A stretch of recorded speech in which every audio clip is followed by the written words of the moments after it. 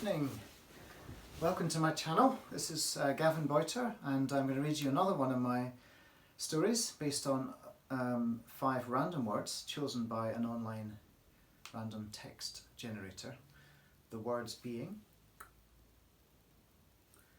Now, this story is another one set in a rather exotic locale, this time Guatemala. Yeah, it was fun to write, very challenging. I find myself learning a lot more about parts of the world that I have never visited and may never visit. So this has been a fun project for that. Anyway, without going into too much unnecessary preamble, this one is called Queen of the Jungle. Working deep in the jungle, particularly on a project that nobody really understood, was quite a challenge. Professor Amanda Nkowo, Cambridge philologist, had made her application to the Guatemalan Department of the Interior 7 months ago, and her visa had just been granted. Nkowo took a unique approach to the study of ancient languages. Her subspeciality was deciphering pictograms in situ. Her approach blended archaeology, linguistics and sociology to comprehend how long extinct civilizations used language. She found the ritualistic setting of stone carvings in particular could present invaluable insights.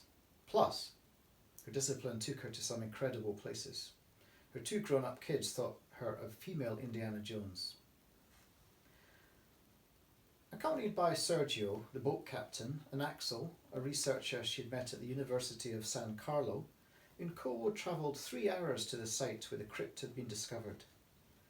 When they finally got there, sweaty and mosquito-devoured, Nkowo knew the trip was worth it. A barrow-like structure had been unearthed by diggers on the little islet. A banana plantation owner wanted to build his mansion here.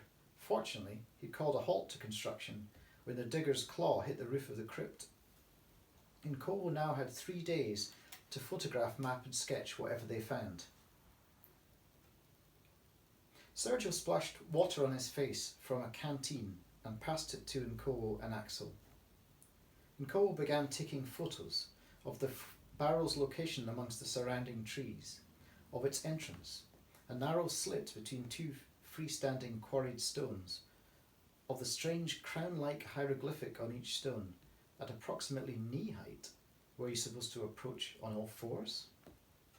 Whatever this site was, it wasn't Mayan. Nkowo suspected it was far older.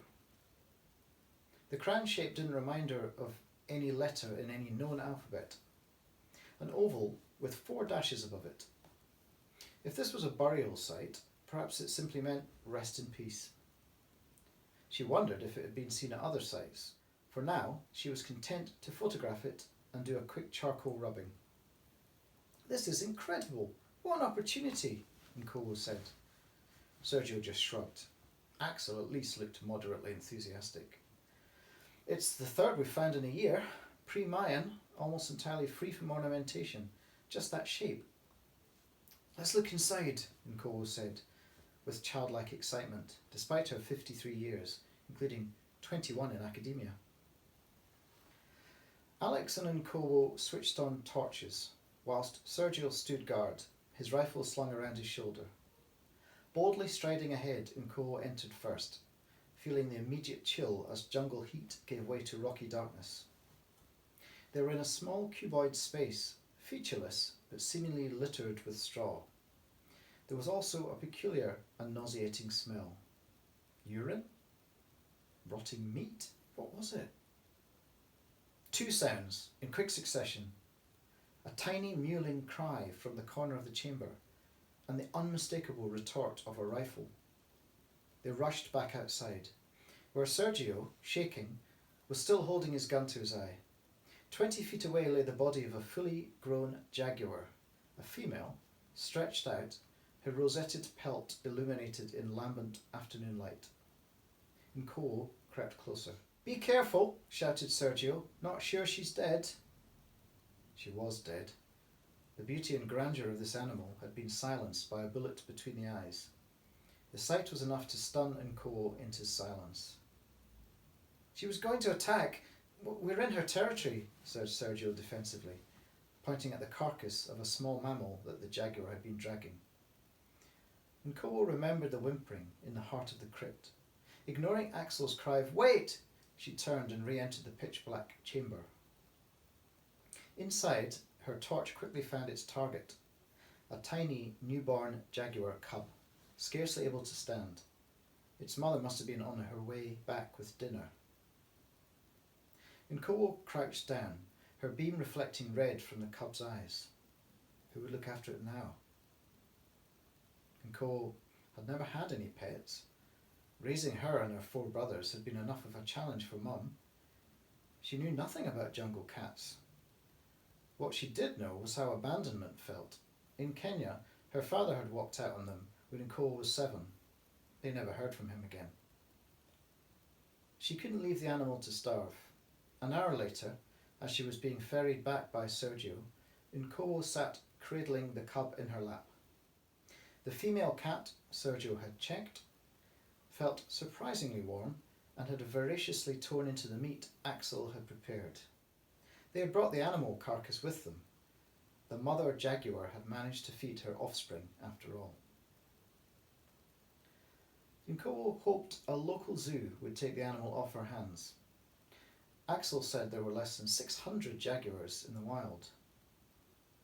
Over the next week, Nkowo became increasingly attached to the lithe, beautiful animal, so reminiscent of a domestic kitten in some ways, so absolutely feral in others, as a couple of over-eager nips at feeding time revealed. Nkowo knew she'd have to part with the animal soon, or risk becoming attached.